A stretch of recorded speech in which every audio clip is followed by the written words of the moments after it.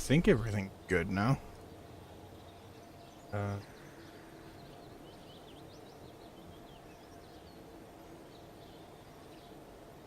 Turn the game down a little bit, but for the most part, I'm not really going to be talking. Doing stuff. I'll just build rockets, I think.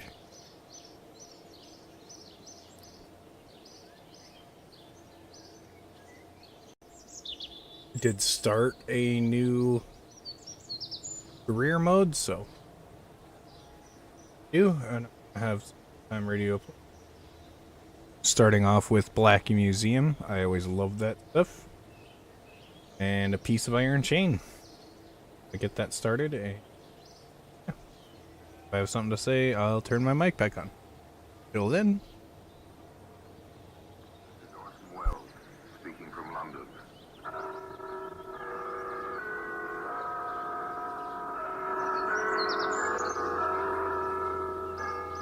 The Black Museum is the repository of death.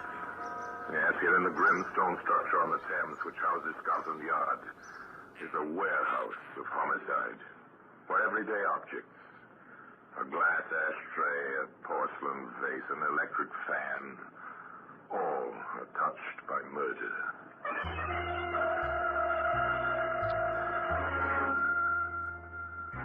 There's a piece of iron chain. It's a familiar object.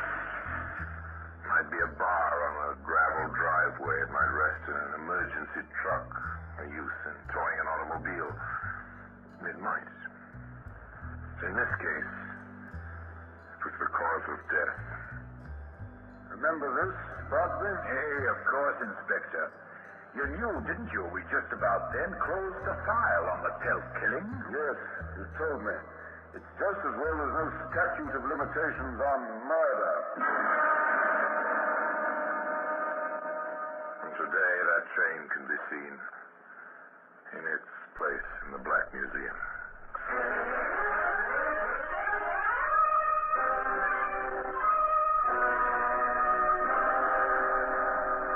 From the annals of the Criminal Investigation Department of the London Police, we bring you the dramatic stories of the crimes recorded by the objects in Scotland Yard's Gallery of Death, the Black Museum.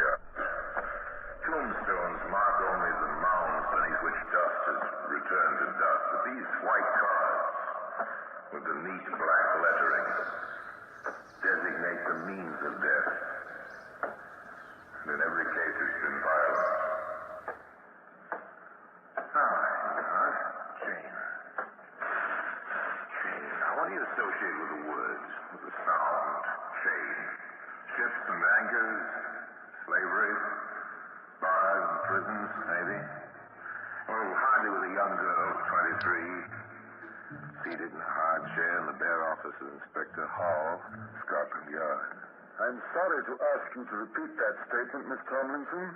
You'll understand that I find it rather hard to believe. You feel the same way, don't you, Sergeant? Oh, I do, sir. No doubt about it, I do. Well, I rather expected you would, Inspector. In modern times, I do. And you've no explanation for these, phenomena? If I had, I wouldn't be here, Inspector. You must believe me. There is a ghost, and I'm frightened. You don't mean, Miss Tomlinson, there are noises in the night, and they frighten you. Noises. And the voice. My father's voice. He wants me out of the house. Well, why should he want me out when he left it to me? When we were so happy there together. Just you and your father? Mother died when I was very little. I hardly knew her. Now there's only myself. In the house? Haunted. I see. Does this ghost, by any chance, rattle chains? Yes. Oh, it's a horrible sound. Apparently, the good inspector had his own ideas about this ghost. In fact, after Jones Tomlinson left his office. Interested, Preston? In ghosts? Little, sir? In good-looking heiresses, Sergeant.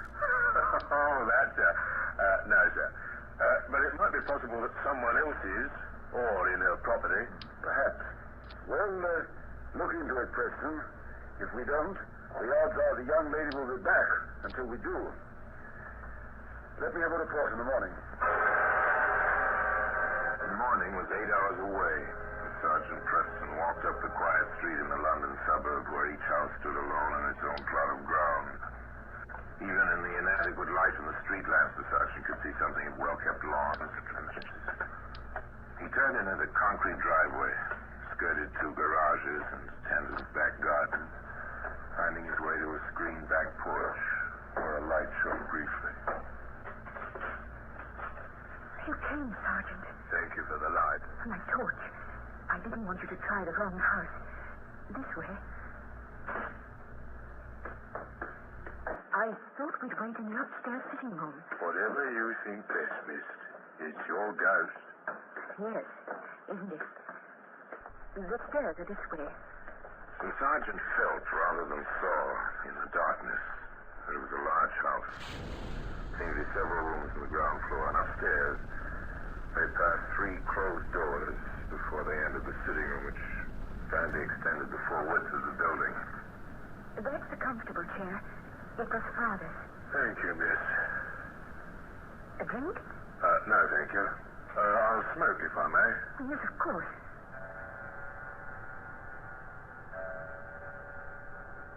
When does he come? Midnight? Any time after I've gone to bed. Usually around now. They waited. Nothing.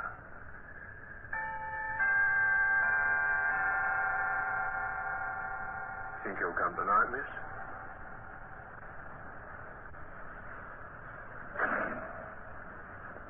What's that? It's starting. You'll see. It's starting.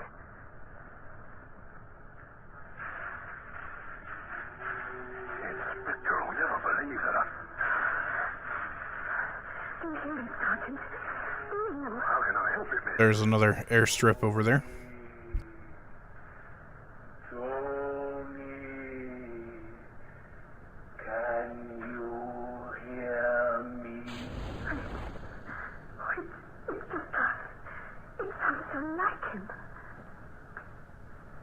Tony, I can't rest. I can't. Not with you. Alone. Alone. In the house. Oh. It's human. It's got to be. Does it, Sergeant, really? Does it have to be human? Goes into a seance, Sergeant. Have you ever heard of the researches of Conan Doyle and dozens of others? Now do you believe me, Sergeant? There's something, miss. Well, who could sound like my father? Who? Who would call me Joni? Oh, all right. We might as well have some lights now. It won't come back until tomorrow night. I see. Only once a night. Yes. But don't you want to search the house or anything? Well, Sergeant, don't you? If this thing is human, there ought to be some trace, Sergeant. Oughtn't there?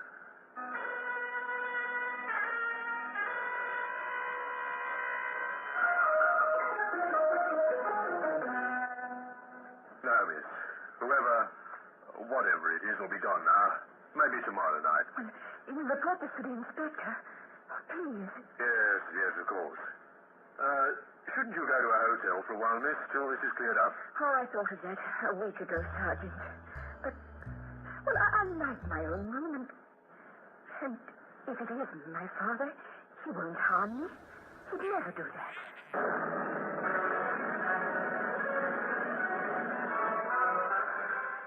You're very certain of that, aren't you, young lady?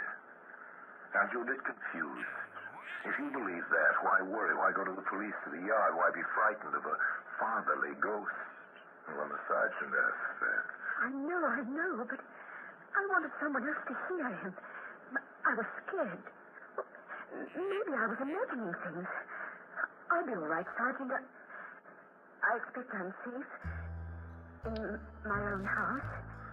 And so you send the sergeant on his way, the sergeant who ought to have searched the house. You take him down the back stairs and out the back door, Joan. You go upstairs, alone, to your own room, start to undress. Talk to yourself, give yourself courage. Stop it, Joan Tomlinson. Stop it here. There's nothing to be afraid of. You're not going crazy. You... What's that? What? The light. Oh, no.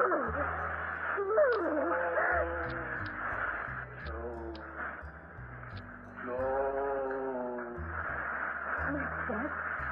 Yes? Go away, Joan. Go away before I have to hurt you. I don't want to. It's part of my punishment. I have to hurt you. Leave the house. Go away quickly. Don't let me get you. Run! Run! Yes, run. Run, Joan, run. Run, Joan, out into the black hallway down the front stairs. Run!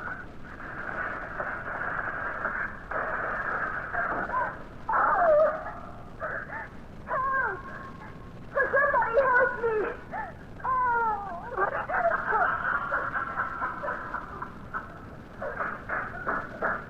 Miss Tomlinson, I waited about, miss. Thought he might come back, heard you scream. Now, see here, miss. You're going straight to hospital, and I'm going straight to the inspector. I don't like the looks of it, not a bit. Who would like the looks of it? Especially if you didn't believe in ghosts. Of course, Inspector Hall didn't believe in ghosts. Standing beside Joan in her room at the hospital, he was quite explicit. It's a mighty corporeal ghost, Miss. How do you know, Inspector? Your twisted ankle. That was no accident. A stair tread was sawn through. I understand ghosts have difficulty with cross-cut saw. Miss Tomlinson, do you have any next of kin? That is, anyone who might benefit if anything happened to you? Only some second cousins. I haven't seen them in years. They live in London? Oh, I know. There was Larry Toke. He was in Manchester. I had a note after Father died. And Jenny Hennessy, he lives in Norwich. Yes, I think. And yes, of course. Ruth Carstairs. Father spoke of her. She's a school teacher. The oldest. A school in Bristol. But that's impossible, Inspector. None of them... None of them would want you out of the way. No, of course not. I see. Then, how do you account for this, Miss Tomlinson, Sergeant? Yes, sir. Here it is. Where is it? In the cellar of your house, under some umbrella bags, right near the furnace, Miss Tomlinson. The furnace with its tin ducts to the registers in the room above. Many a youngster used these echoing ducts to imitate a ghost, or to overhear what was going on in another room. As I said before, Miss Tomlinson, this is a mighty corporeal ghost. He saw through stairs. He uses hot air ducts to amplify his voice, and he carries his own sound effects. I don't like this any more than Sergeant Preston does, miss. I don't like it at all.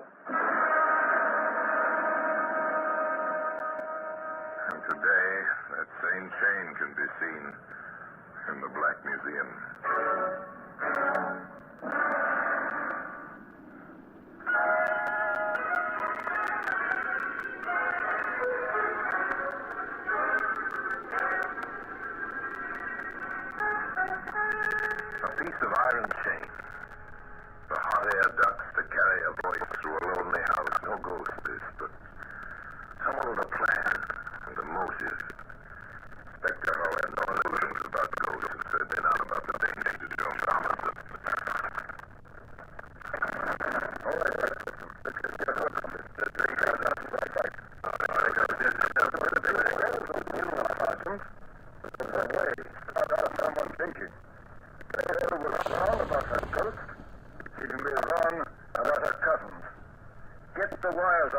Tomlinson. And I want an unobtrusive guard on the house, 24 hours a day. You've got the names of those people she mentioned? Simple. Routine. Teletype messages. Advise earliest convenience. Well, the advice came so conveniently early that Inspector Hull, who sat at his desk with the 3 bits of yellow paper before him, remarked to Sergeant Preston. It's unbelievable, Sergeant. Coincidence, sir? Coincidence? My foot. All 3 dead within a few days of each other. All 3 filed, unsolved. Telk, July 6th. Hennessy, July 8th. Carstairs, July 12th. Sergeant, under no circumstances is that girl to be permitted to leave the hospital. That's an order. She's safe there. How long, Inspector? Until I get back. Back, sir? Don't look blank, Preston. Just look at these telegraph replies. I'm making a cook's tour of these 3 cities, Manchester, Norwich, and Bristol. Obviously, I need facts. There seem to be quite a few facts in Manchester, Norwich, and Bristol.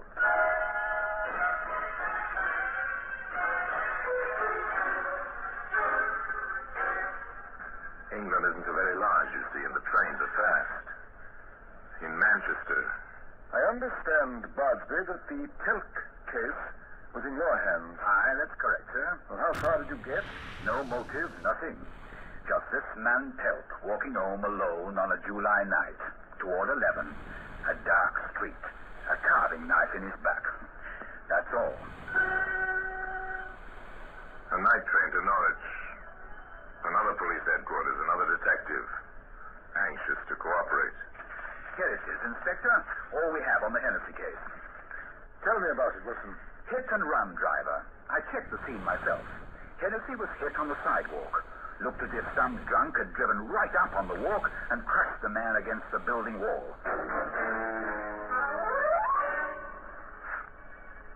And so a pattern emerges. 2 men die, quite unexpectedly, but in this case, no clues, no indication that there was purpose or motive, except that a 3rd man died quite naturally in London, and his daughter was the victim of deliberate fright. And all those involved were related to each other.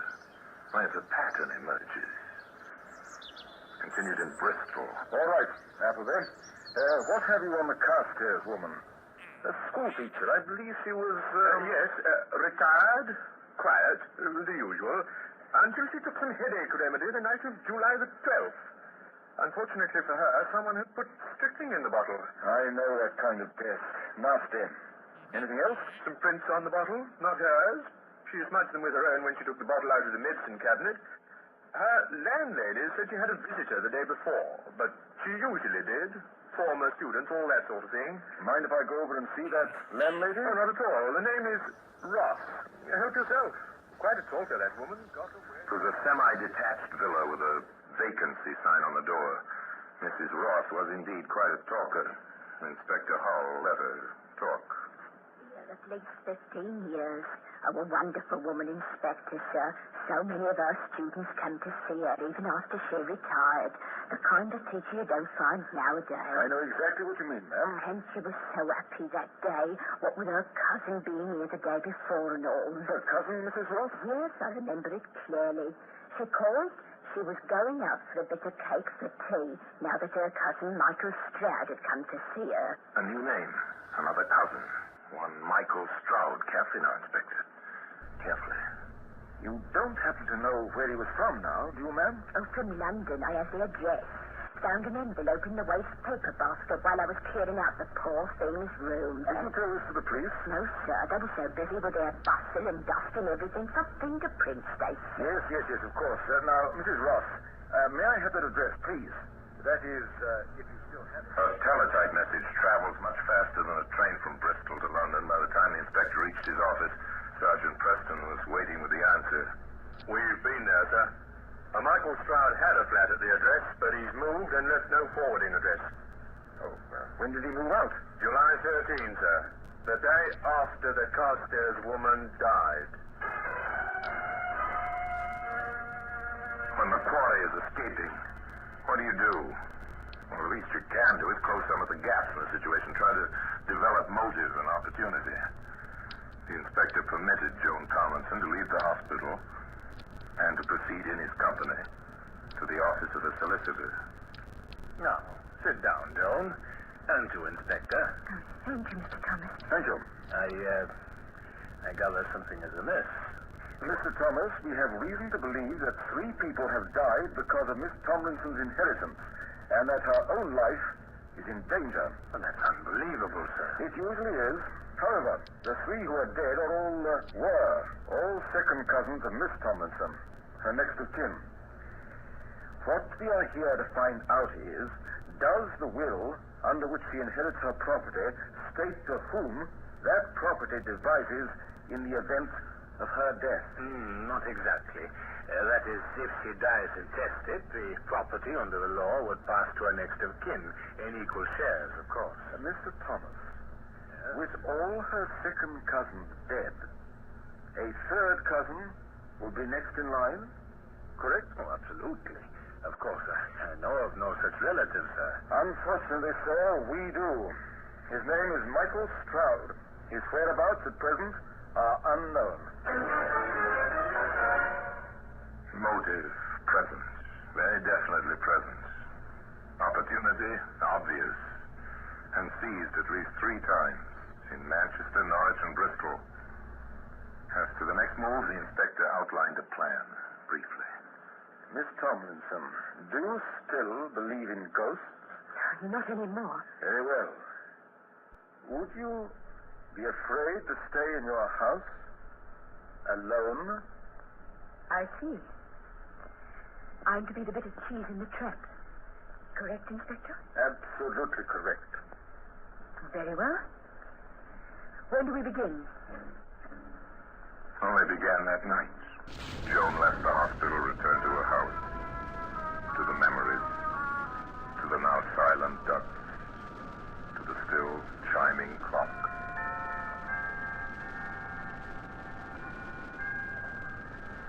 The first night was uneventful. Others followed.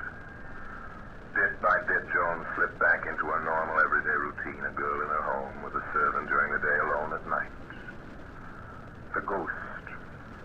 The 3 deaths in 3 cities. The inspector began to take on aspects of a dream. Reality was coming home after an evening in the city, going upstairs, listening to the little clock. Preparing for sleep, indulging a little habit of talking to herself. There's nothing to worry about. Really nothing. He's gone away. Out of the country, maybe. Oh, forget Michael Stroud, Johnny. Forget the whole thing. What's that? How are you, Joan? Feeling well? And safe? Get out. Whoever you are. That won't work, Johnny. You know I'm your cousin, Michael. Come to call. I never saw you before. In my life? I know, dear. And now that you have seen me, what else is there to live for? Oh, but you couldn't get away with it. Oh, yes, I could. I can. I will. You'll be a lovely suicide, dear. Carbon monoxide from the register from the furnace.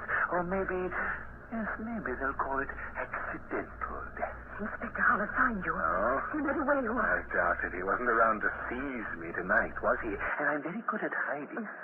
More than ever tie me to Cousin Larry or Cousin Jerry or Cousin Ruth. They will. They have. Got a fingerprint. Ah, there now. That's their worry, not mine. Now sit down. In that chair. I will. Sit down. I have it planned perfectly, Joan. You'll sit down. I'll tie you in that chair, shut the windows, the door, turn on the heat. You'll be gagged, too. I forgot to mention that. You'll die. No. I'll come back, put you on the bed. No. You can't make me. I said sit down and shut up. Take him in charge, Sergeant. We have enough. Attack! We're still in the base, Sergeant. Look out! Yes, sir.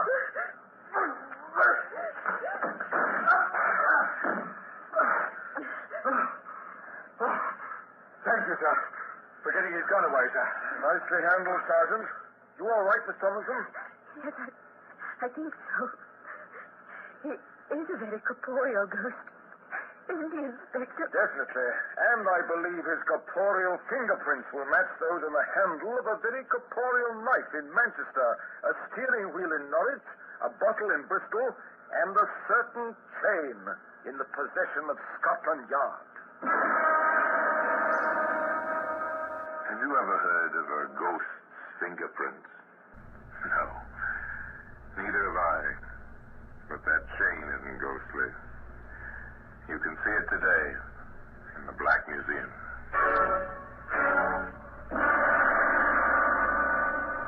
Orson Welles will be back with you in just a moment. Case was closed at the judicial time one morning in the usual manner. And Michael Stroud at the hands of the Crown became forever an incorporeal ghost. And the chain remains in its usual place in Scotland Yard. And now until we meet next time, I tell you another story of the Black Museum. I remain as always obediently yours.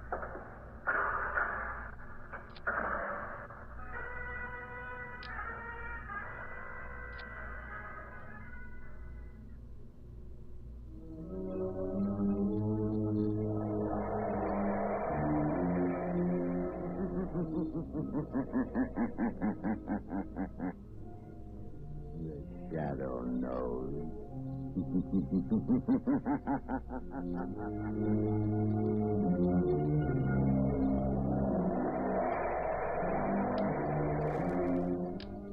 Again, Blue Coal Dealers present radio's strangest adventurer, The Shadow. Mystery man who strikes terror into the very hearts of shopsters, lawbreakers, and criminals. Today, Blue Coal brings you The Shadow's latest adventure, The Silent Avenger.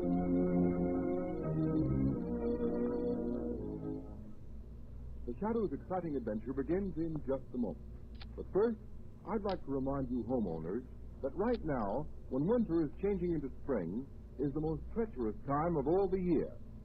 But you can protect your family's health and save valuable dollars by burning blue coal. It's Pennsylvania's finest anthracite. Order a trial ton from your nearest blue coal dealer tomorrow. And if you want to read the adventures of the Shadow in complete novel form, in addition to numerous detective stories, crime problems, and features, simply write us for your copy of the Shadow magazine absolutely free. Remember, all you have to do is mail a penny postcard to Blue Coal, 120 Broadway, New York City, or to Blue Coal in care of this station. Send for your free copy of the Shadow magazine tonight.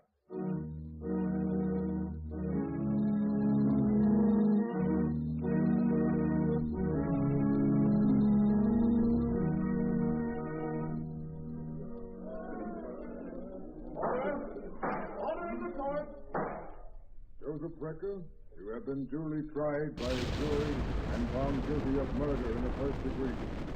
You now appear in this court that sentence may be passed upon you. But before I pronounce sentence, have you anything to say? Before you pass sentence on me, I'm going to pass sentence on you.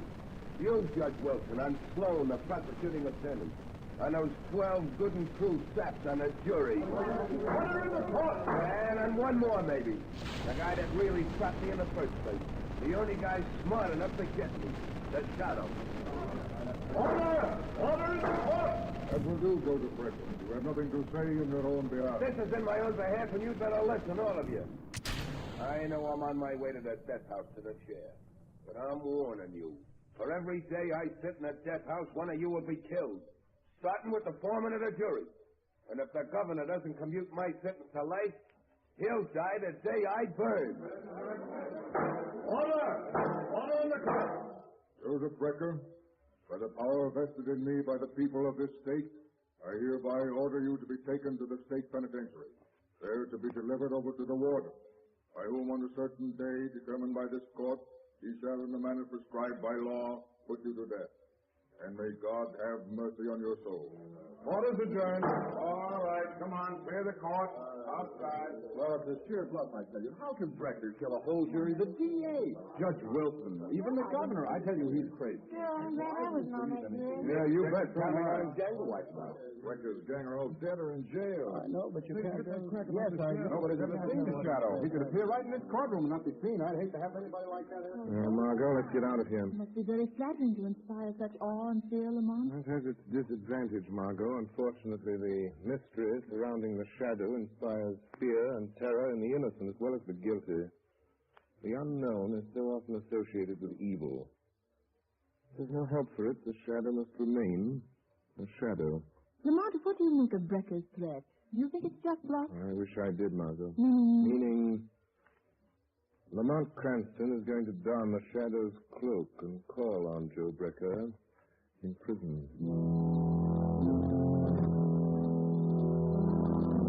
But I thought Margot was the only one who knew that Lamont was Shadow. It's a surprise. Your brother to see you, Brecker. Okay. Hello, Danny.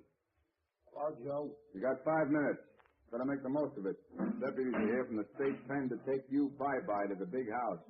I'll be back. All right. Come on in, Danny. Sit on the bunk. I want to talk to you. There ain't much time. Hey, it's like a cage where they keep animals, huh, Joe? Lay off that, Danny. Okay, don't get sore. Sit down here and listen to what I got to say. Are they gonna kill you, Joe? Yeah, but they're gonna pay for it, every last one of them. You know who they are, don't you? I told you over and over again. Yeah, Joe, you told me. And you know what you're to do. You remember everything I told you. Don't you, Danny? Yeah, Joe, I remember. I won't forget. When the newspapers say they put you in a death house, I killed one of them. That's right, Danny. And don't forget, these people I told you about, the judge, the jury, that prosecuting attorney are the same ones that drafted you into the army, sent you over to France, let you get shell-shocked so it's hard for you to remember things. Sure. I won't forget.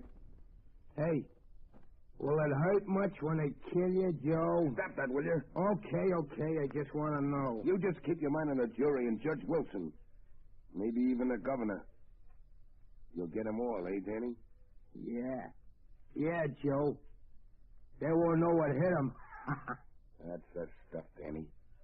And now, just one more thing. There's a guy that may get after you. He's smarter than the cops. He's the one that really got me. You gotta keep away from him. Don't give him a chance to find you.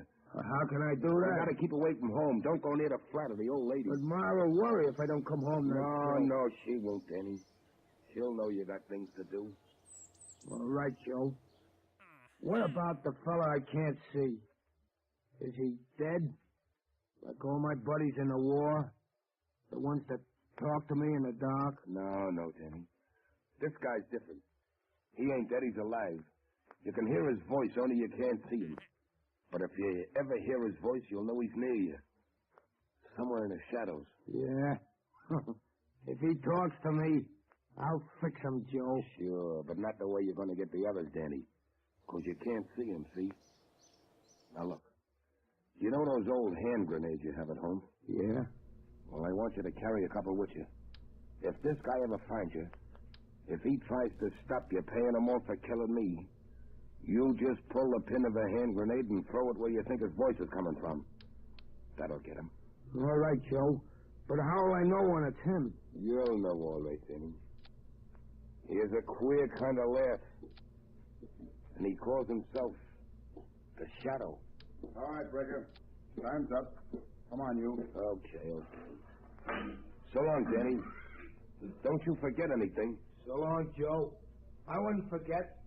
I wouldn't forget nothing you told me. Come on, you. Out this way. Take it up. That poor dope. He'll do it all right. He'll fix him. Every last one of them if I burn. Who's that? I heard somebody, but there's nobody there.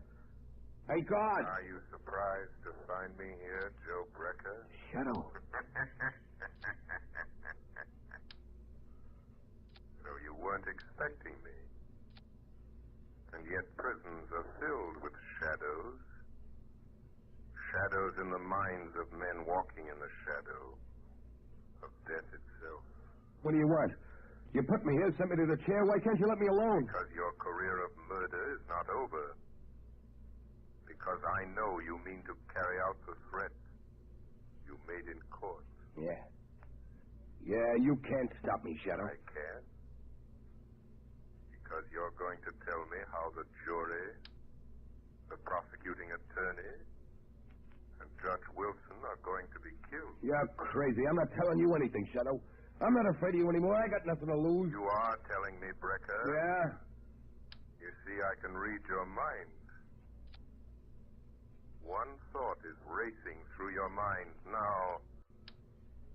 It's mirrored in your eyes, etched on your brain. You're lying, trying to trick me into telling you. All right, I'll tell you what you're thinking about. You're thinking of a man. He acts strangely. He's shell-shocked. No. Am I right? No, stop it. This man is very close to you. I've got it. He's your brother. His name is... Let's see.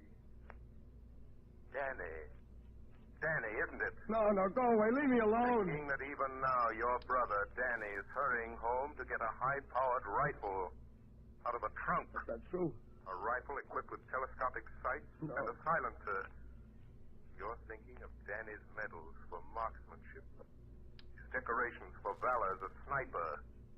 A sniper so cunning he could hide in an open battlefield. Pick his enemies off at long range and not be seen. That's all I need to know, Brecker. All I need to know. No, you're crazy. You're just guessing. All right, suppose he is. You won't find him. You won't stop him, Shadow. What's eating you? Shut up, Brecker. What's the matter with you? Who do you think you're talking to? It's a Shadow. He's here in the prisoner. Yeah, well, don't let that worry you, Brecker. There's plenty of shadows where you're going. Come on.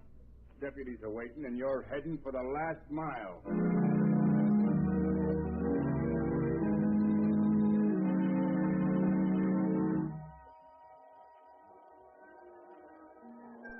Now, look, Mr. Hanson.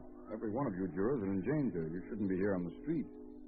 This death threat may seem like a lot of hooey to you, but I've been assigned to guard you. And if anything happens, they'll send me back to pounding the beat. Well, I'm sorry, Inspector, but I've got my business to attend to, and I can't hide in my office. Hanson, what's the matter, man? Oh, the man, look at him. He's falling down. What's the matter with that man? What's going on here? Keep back. Get back. Who are you? Greg, homicide squad. Man's been shot. You're crazy. I didn't have no shot. Neither did I. But just the same, he's got a bullet right between the eyes. Looks like Joe Brecker is keeping his word.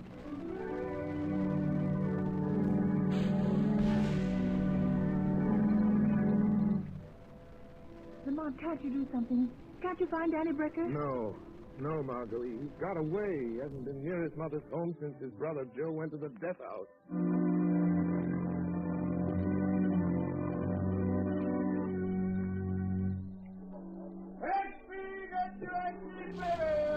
Come on, Brecker, you're shut down. Get your XP waiver.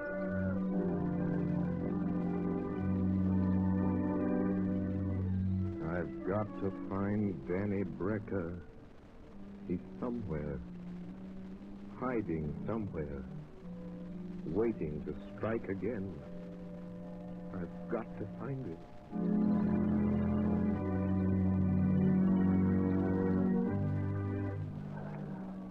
Good morning, Mr. O'Hara. I'd like some oranges and cake. Good heavens, Mrs. Adams. What are you doing out in the street? I thought the police had detectives watching every one of you jurors that was on the Brecker case. Oh, they've got a detective staying at my house, but I had to have some things for dinner, and I slipped out. Mother, can I have some candy? Yes, dear, of course you can. You just... Oh, Mother. Mother, what's the matter? Why don't you come to me? Sam! Quick, phone the police. Get a doctor. Mrs. Adams has been shot. Oh, I'm afraid she's dead. Yes, the killer has struck again.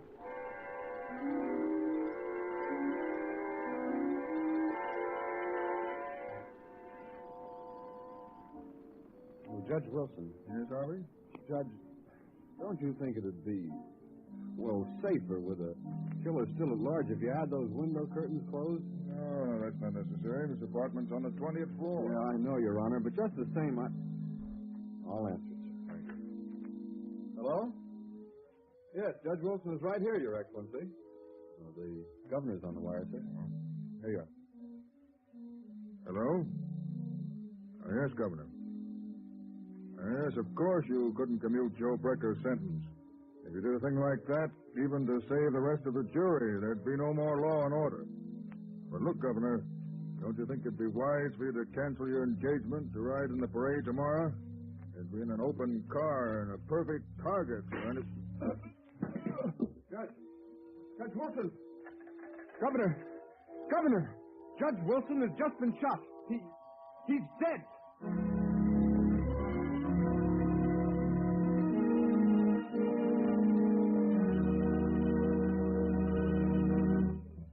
The Shadow will continue with his adventure in just a moment. In the meantime, here is a message of particular importance to families throughout this area who supply their own heat. We are now in a period of the year when all fuels are put to their severest test.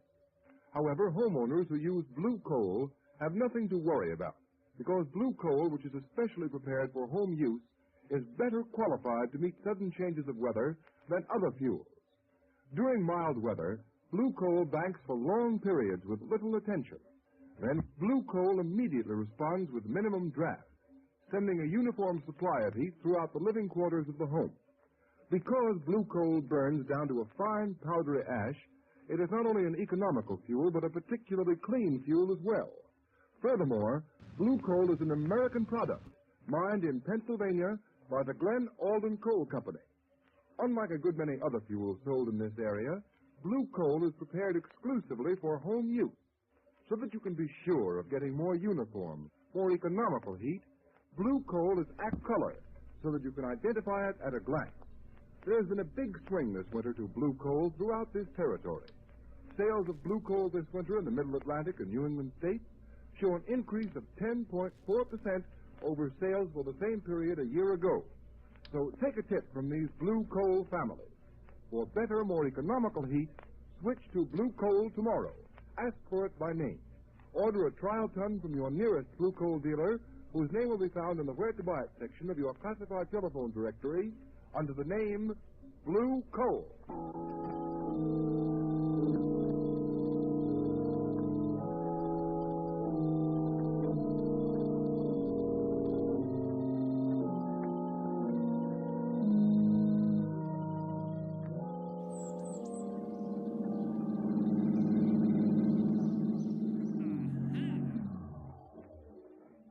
Good work, Margot. Hello, Lamont. It'll take you long to get here. Let me help you out of the car. I was waiting for your call, Lamont.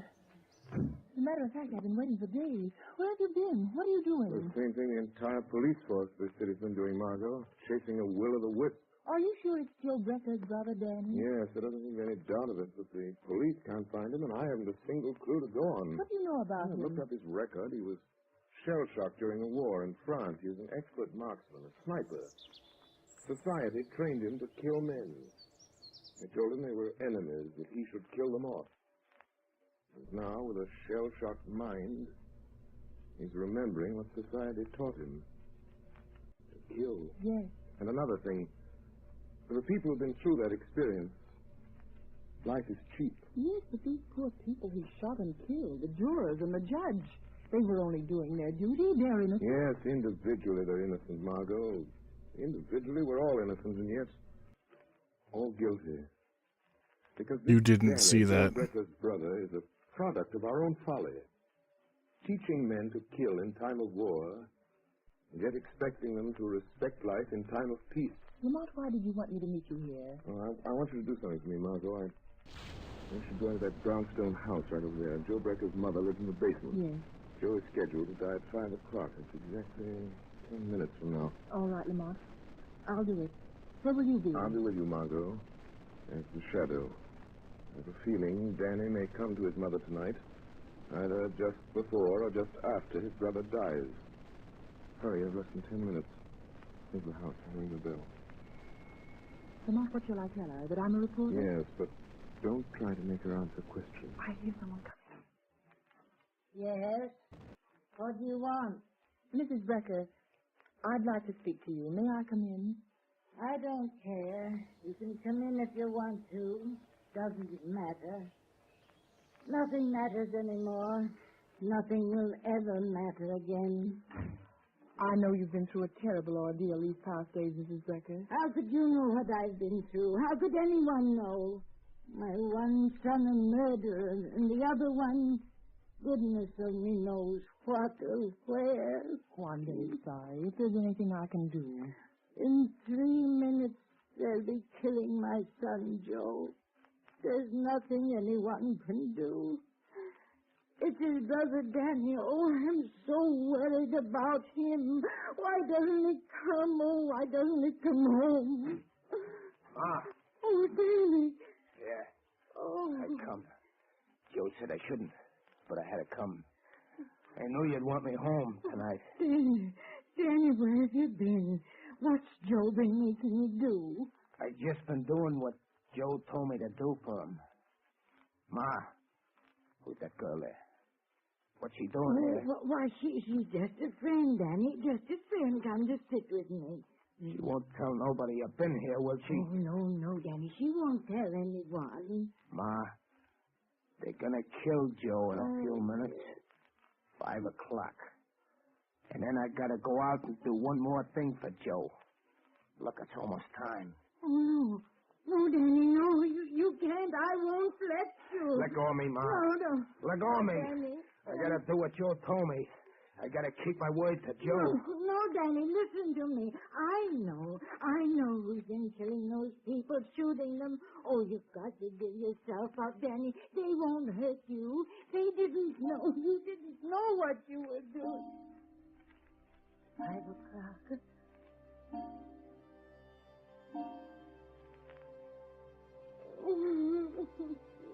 It's time.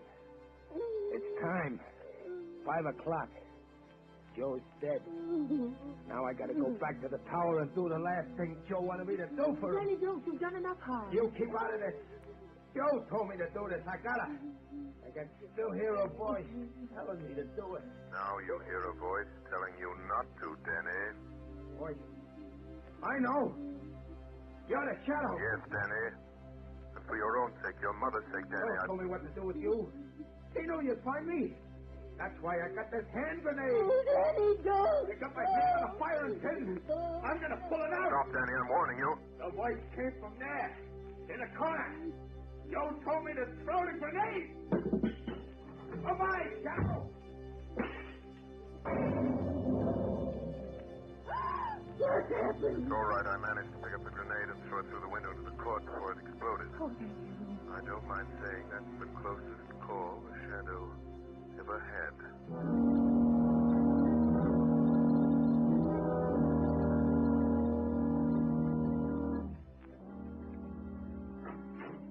Lamont, how long have you been here in your office? What happened? Were you able to trail Danny to his hiding place? No, by the time I got to the street after that hand grenade episode, he disappeared. But haven't you any idea where he went? Where that tower you mentioned might be? No, I've been working on this enlarged map of the Midtown section, trying to find some tall building, some tower Danny Brecker could use to hide to pick off the governor. Danny said something about a tower. It must be somewhere along the line of March of today's parade, Lamont. Margot, that's the Wardman Tower. But it isn't finished. They stopped work on it. It's nothing but a steel What frame. could be a better place for a sharpshooter like Danny Brecker? There's no work going on there, just a watchman down on the street level. Margot, it's a long chance, but it may be the answer. Come on, there's a minute to lose. My car's downstairs, Lamont. I'll drive you over there. But what if he isn't there? What if he's somewhere else waiting to strike? In that case, Margot, I'm afraid we'll have a new governor of this state.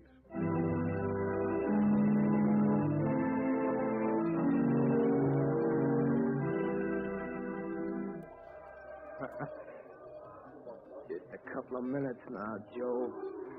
Just a couple of minutes, and the governor's car will come along. And then I'll do the last thing you asked me to do, Joe. Wind velocity 0. Range 300 yards. He'll die quick, Joe. Like you died.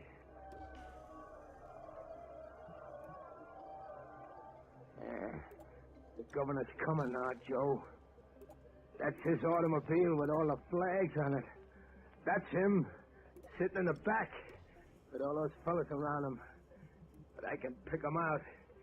I won't miss, Joe. Danny,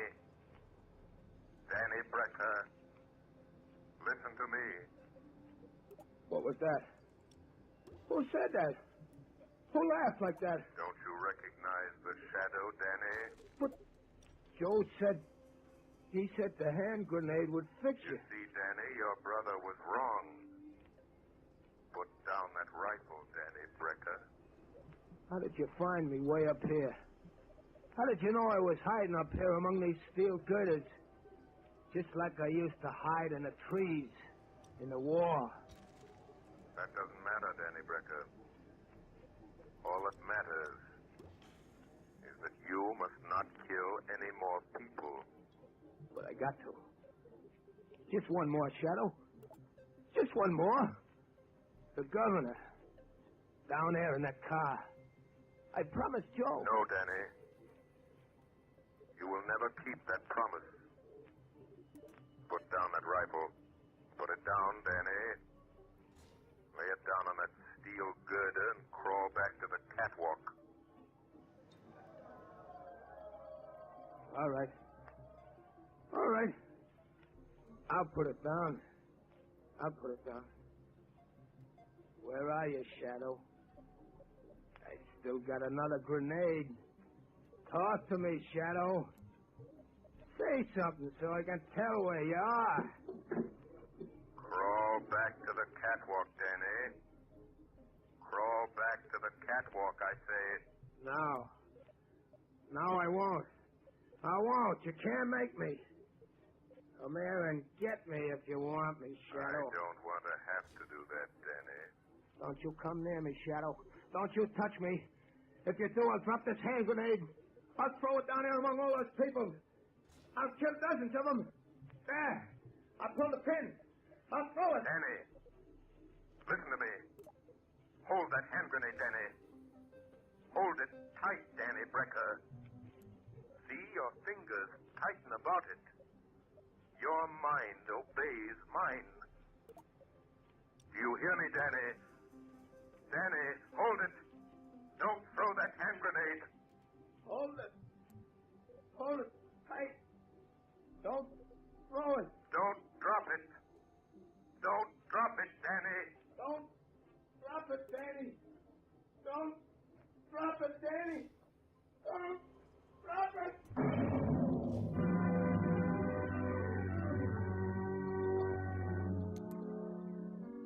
Yes, Commissioner Weston. A high-powered rifle fell into the street. Fell right in front of the governor's car. I'm glad no one was hurt. This is the 30th floor. This is where the bomb went off. Blew the guy to pieces. Good heavens, he must have had a time bomb that went off too quick. Any idea who it was? Yep. They found an identification card and some newspaper clippings in his pocket, and what was left of him. It was Danny Brecker, Joe Becker's brother. Well, I guess that's that. Don't suppose we'll ever know what really happened. Anyway, there's one consolation. It's as if the shadow fell down on this case just as badly as we did. Not quite, Commissioner Weston. Oh, so you got here in time to take credit for this, eh, Shadow? There is no credit. No glory in the death of Danny Brecker, Commissioner Weston. He was a victim. A human instrument of destruction. Fashioned by mankind. That teaches men to kill their enemies in time of war, yet expects them to forget their murderous art in time of peace. Danny Brecker was an enemy of society. A killer. But only because you and I and countless thousands made him one. No, Commissioner. There is no glory in this for you, or the Shadow, or for any man.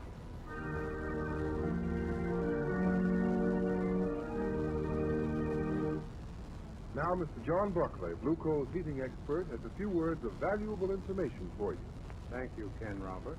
Good evening, friends. This summer, you no longer need to skimp on your hot water to save money on gas bills. Now it's possible for you to have from 3 to 5 times more hot water than ever before without any increase in cost. In fact, I'm sure I can tell you of a way to guarantee a greater supply of hot water at lower cost. As the first step toward an unlimited supply of really hot water, Ask your blue coal dealer about hot water tank heaters, sometimes described as bucket-a-day stoves. These heaters are very inexpensive and can be installed at a reasonable cost. Today, these heaters can be installed with an automatic draft regulator, which greatly increases the heater's efficiency and further reduces the fuel bill. Heaters equipped with regulators not only help to maintain a supply of uniformly hot water, but they also make the operation of the heater practically automatic. Your blue coal dealer will be glad to tell you all about these heaters and quote a price on the size best suited to your requirements. I thank you. Thank you, Mr. Barclay. And friends, follow Mr. Barclay's advice. And remember this, you can show Blue Coal and the Shadow just how much you'll really enjoy this program by mailing the request for your free and postpaid copy of the Shadow magazine tonight. I'll repeat the address, Blue Coal, 120 Broadway, New York City, or Blue Coal in care of the station to which you are listening. Don't forget, mail your letter or postcard tonight. And for better heat at less cost, phone your nearest Blue Coal dealer tomorrow. You have just heard a dramatized version of one of the many copyrighted stories which appear in the Shadow magazine. All the characters and all the places named are fictitious. Any similarity to persons living or dead is purely coincidental.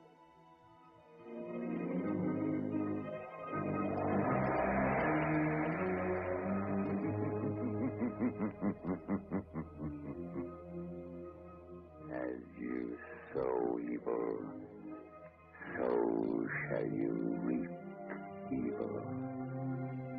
Crime does not pay. The Shadow knows. Next week, same time, same station, Blue Coal, America's finest anthracite, again presents another thrilling adventure of the Shadow. Be sure to listen and be sure to burn Blue Coal, the solid fuel for solid comfort. This is the Mutual Broadcast. Who knows what evil lurks in the heart of men? The Shadow knows.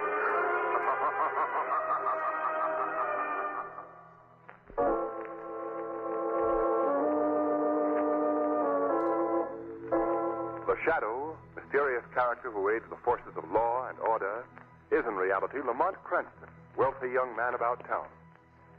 As the Shadow, Cranston is gifted with hypnotic power to cloud men's minds so that they cannot see him. Cranston's friend and companion, the lovely Margot Lane, is the only person who knows to whom the voice of the invisible Shadow belongs. Today's story, The Isle of the Living Dead.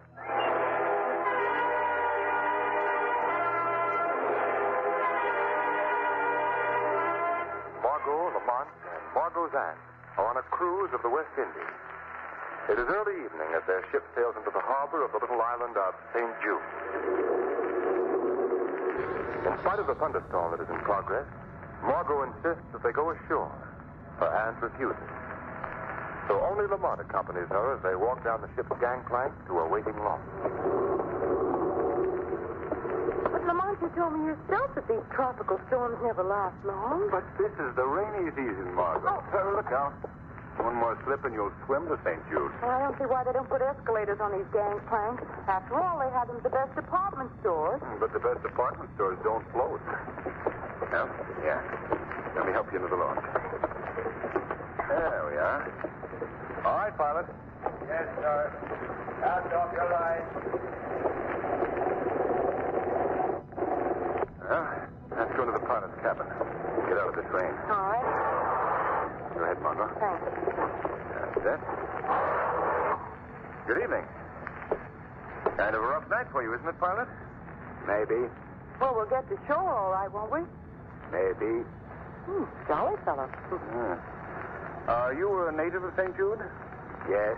Well, it certainly looks like a beautiful place. You think so? Well, yes. Hmm? You have been here before? No, we haven't. Then wait and see before you talk. You must be a big help to the Chamber of Commerce. What's wrong with the island, pilot? One half of island good, other half belong to devil. What do you mean? Look through window. You see big hill over there? Oh, yes. I can just barely make it out. That plantation belonged to devil lady, Mrs. Nesbit. Devil lady? Yes. No one go near her place. Why not? You ever hear of zombie? Zombies? Zombies, Margot, are supposed to be dead men here in the tropics who walk about with no mind or soul. Native superstition. What about these zombies, pilot? Are there supposed to be zombies on the plantation? Well, answer me. Now talk to pilot when he steer boat. You must have read that on a streetcar someplace. Come on, Lamont, let's go out on deck. Yes. Yes, all right. What do you suppose he meant, Lamont? About the island? I don't know. Say, isn't that the young girl that played bridge with us on the boat? Where? Sitting back there in the stern. Yes, of course. Betty Fulton. Lamont, she's crying. I wonder what the trouble is. Well, let's find out. Hello there. Oh, hello, Margot. Lamont. Oh, anything wrong, Betty? No. No, that is... I'm leaving the ship. Why, Betty? I'm going to the island to look for my fiancé, David Belmont. Well, that shouldn't be an occasion for sadness. I'm afraid that something's happened to him. That's why I'm here. That's why I've come to this sinister, terrifying island. No, Betty. How do you know that something's happened to him? Well, 6 months ago, he went to New York to find work. I heard from him regularly. And then one day I received a letter telling me that he secured a job on the island of St. Jude.